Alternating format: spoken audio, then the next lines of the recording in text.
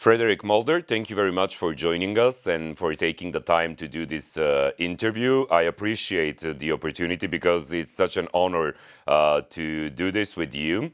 And if you're ready, we can start with the questions and with the interview, and welcome. Thank you, and I'm very pleased to be here. I feel honored to have the chance to speak with you.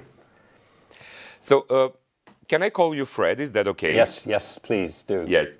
So, Fred, can you please tell me a very short question, but probably very difficult to be answered? What drives you to give? Well, about 40 years ago, I was listening to the radio, and I heard a statistic that 35,000 children died every day of malnutrition and preventable disease. And I had started a very successful business dealing in original printmaking, but this statistic really floored me. The Boeing 747 had been introduced not long before, and the jumbo jet, which carried about 350 people, and I remember thinking, that's 100 jumbo jets of children, the equivalent of 100 jumbo jets of children, full of children crashing every day. If that happened once, the world would be in uproar. If it happened twice, it would be even more uproar. And yet, it was a silent emergency that was happening every day. And I remember thinking, I've really got to do something more than being an art dealer, and give some of the money I'm making to help solve some of the problems of the world. So it was really that. I mean, of course, there were other things that had happened, but that was a kind of really pivotal moment for me when I heard that statistic and realized that I had to play a part in doing something about it. There are a lot of people that have these urges to give, that have these drives to give to the others. Is there anything else that you can share with us? Only not just the beginning of your giving career, if we can say that, but also to explain what does this do to you? How does this affect you? I think it gives my life a purpose. I mean, of course, it would be easier not to give in some ways. It introduces a whole element of complication to one's life. You have to think about new things. You have to use your money well in a way and not just spend it all on yourself or your family. But I would say it gives me a reason to get up. It also gives me a reason to get up in the morning. There's that kind of sense of life having some purpose, as well as just kind of taking care of yourself and those who you're responsible for and that you love. So, can you tell me, please, when it is easier to respond to demands for donations? Why did you set up a foundation? I wanted to have, of course, when I started, I did kind of just respond to demands.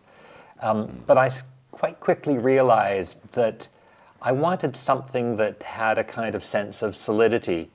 And setting up a foundation means there's something permanent, something into which you can put a lot of money in a good year and spend it out over gradually, and something that demands a degree of thought and planning and strategy. Whereas if you're just responding to what people ask of you, then you don't really have a direction, and it's really difficult to be sure that you're making a real difference. You know, you're pleasing the people who ask you, but that's not what it's all about. So, no, I just think it's important to give. I mean, it's fine to, when I started to give, I was a bit like a kid in a candy store. I like this, so I could make a difference here. But you soon realize that if you're really going to make a difference, you have to narrow your focus to a few things that you can actually have a real impact on and concentrate on those, which means saying no to a lot of things as well, which is difficult, but it's simply got to be done. Fred, we live in a world where there are a lot of people asking about something. There are a lot of demands. There is a lot of need for someone to receive something, to be donated to. So this is probably as you've said, very difficult to you. But how did you cope with the moment, bringing the decision to whom you will be giving? Well, in my case, I formulated a kind of list of priorities. I mean, what I really want to do is to help to create a world which is secure, which is environmentally sustainable, which is fair, and in which the interests of future generations are taken account of in the decisions we make today. Those four things are my kind of touchstones, really, in my decisions. So out of that flows a lot. For example, in the terms of environmental sustainability, I fund a lot of climate change projects, partly because, I mean, it is such an important problem, but I also think, what right have we, and I'm in my late 70s now, what right have we, as my generation, to leave a world to my children and grandchildren that is much more degraded and difficult in terms of floods, heat waves, lack of resources, than the world that I inherited. It's actually feels like stealing from my children and my grandchildren. So I'm animated by those considerations. Yeah. So is this the reason probably why have you set up the funding network, even though you already have your family foundation? Well, I set up the funding network and my own foundation, of course, are very different animals. The foundation I run with my 3 children, and the funding network is a much larger group of people. We do many things together in life. We eat together, we dance together, we play together, and yet most of our giving is done on our own. It's a kind of solitary act, and it's often done in response, as you mentioned, to a request from someone else. So I wanted to make the process of giving money away, making a difference in the world, a bit more like the rest of life. So to do it together. And I also wanted to set up an organization that gave people a choice about projects to support. Usually if you're asked by someone for a donation, you either say yes or no. Whereas I wanted to create a structure, and a structure where more than one project could present in an event. And at some point we'll talk about how Tiffin works. Could present a project at an event. But there wouldn't only be one project, there would be several projects to choose from, so one might resonate with you and another might not. I actually wanted to make charitable giving a bit more like being in a public marketplace. You'd never go into a shop where there was only one object for sale. In the commercial world, you always have a choice of what you're going to buy and what you're going to leave behind. And I wanted that to be true of the charitable world as well, because not everything is going to resonate with the same people. So I wanted to somehow replicate that aspect of the kind of ordinary commercial world in the world of charitable giving. We work in quite a straightforward way. We have normally 3 projects that come and present. Anyone can come to a meeting. Each project asks for the same amount of money. In the UK, it's £10,000. In other countries, it's usually much less. And each project gets the same amount of time, 6 minutes to present, and another 6 minutes to answer questions. And at the end of the 3 presentations, we let the charities go because they've done their work. And then we have a public pledging session where people call out their pledges. Mary, £100, Joe, £50, whatever, Steve, £500. And at the end of the event, we of course know whether we've reached the target. So that's in a nutshell how it works. There is this for me personally, it's very unusual, but I see the world where we live in. So nowadays, how do you think that philanthropy can help deal with social challenges? And my previous comment was regarding this second part of my question. Why isn't that the work of the governments? Well, I kind of think of it like this. Imagine a river flowing, a fast-flowing river, and then it comes to a sheer drop of falls. And imagine people falling over these, being washed over these falls and either dying or being injured.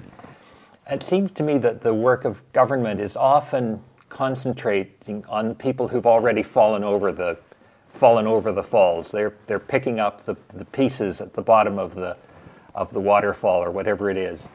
Whereas I think actually the place of philanthropy is upstream, not downstream. Upstream, it's preventing people from being washed over the falls in the first place, which may be by building a barrier, it may be by diverting the course of the river, it may be by developing a way for plucking people out of the water.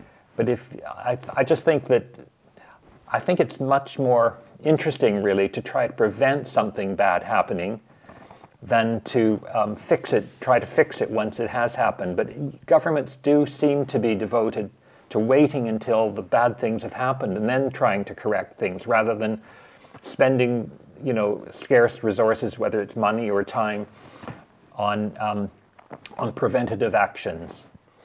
Whether that's war, climate, imagine see what's happened with climate. If we had addressed the issue of climate change seriously 30 years ago, we'd be in a very different position than we are now. Yeah, true that. Fred, can we explain the important role of the civil society organization, of the CSOs, as recipients of donations and support? So, I think that CSOs have an incredibly important role to play. They in a way, they're doing what I would love to do, but I couldn't do it as well as they can. So I'd much sooner support someone else to make it the kind of difference that needs to be made.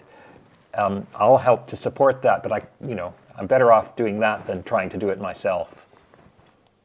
Yeah, but when we are talking about this, there is also a very big importance that should be noted here, that probably the most successful stories of the success stories were the ones of the personal success of individual philanthropy. So can you please give us a little bit more info about your personal story, about your personal philanthropy? Because I truly do think that people will be inspired by someone's personal success and story.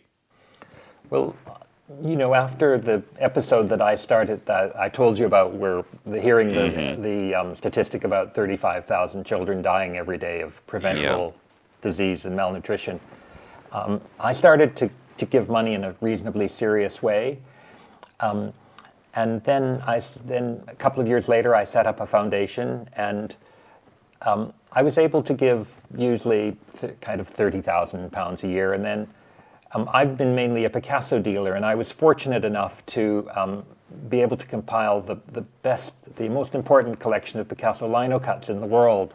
When I had finished compiling this really important Picasso collection and bought much of the estate and private collection of one of Picasso's printers, I managed to sell it to someone in Saskatoon, Saskatchewan, which is the town where the city where I did my first undergraduate degree. I'm Canadian, but although I've lived in England now for more than 50 years. And at that point, I sold it for $20 million, and I was able to take half of that and put it into the foundation. So that meant I could play at a very different level. I went from being able to give £20,000 or £30,000 a year away to giving £500,000 a year away. So, and it was at that point that I really realized that I had to be more strategic. So I've hired a part-time director. I brought all my 3 children onto the board, and it's been an interesting ride. Frederick Mulder, thank you very much for taking the time to be with us and for sharing your personal stories and successful experiences from the funding network and your family foundation. We should have you here in live sometime in Macedonia, so you can explain a little bit more and take questions from the audiences. Okay, well, maybe we will do that. Good. Okay. Yes, thank you very much, Anyway, Fred. very nice to speak with you.